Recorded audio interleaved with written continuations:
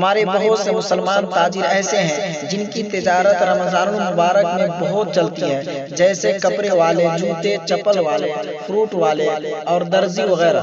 حتیٰ کہ بعض کے لیے تو یہ سالانہ سیزن ہوتا ہے، وہ اپنی سالانہ آمدنی کا بڑا حصہ اسی مہینہ میں کماتے ہیں، لہٰذا ان کی توجہ رمضان کی عبادتوں سے زیادہ اپنی تجارت کے فروغ اور زیادہ سے زیادہ تجارت کرنے پر رہتی ہے۔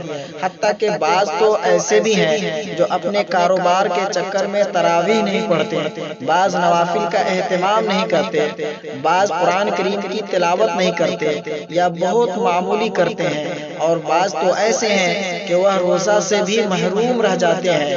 اللہ اکبر! یہ کیسی مزے کی بات ہے کہ رمضان جیسا متبرک مہینہ ایک مسلمان بغیر روزے کے گزارے۔ آخر ایک ایمان والا اس کی ہمت کیسے کر سکتا ہے؟ یہ انتہا درجے کی بد نصیبی اور محرومی ہے۔ یہ رمضان المبارک کی بے احترامی اور بے وقتی ہے۔ یہ اللہ کے انعام کو ٹھکرانا اور اس سے منہ موڑنا ہے۔ بعض لوگوں کو یہ شبہ ہوتا ہے کہ اپنے لیے اور اپنے اہل و عیال کے لیے روزی کمانا بھی شرعی فریضہ ہے۔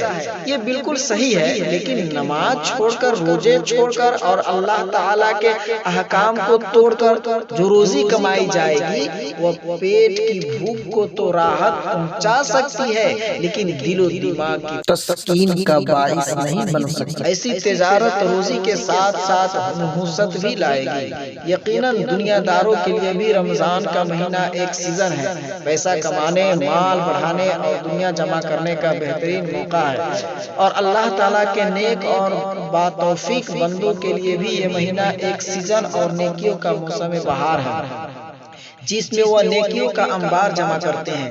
تلاوت، تراویح، روزہ اور دیگر عبادات میں اپنی محنت و مشقت اور اپنا وقت خرچ کر کے ایسی تجارت کرتے ہیں جس میں تاجر ہمیشہ سرخرو ہوتا ہے اور بڑے فائدہ کا حقدار بن جاتا ہے۔ ایک دین کے لیے تجارت ہے اور ایک آخرت کے لیے ہے، دونوں کو نفع ہوتا ہے، لیکن دونوں میں زمین و آسمان جیسا فرق ہے۔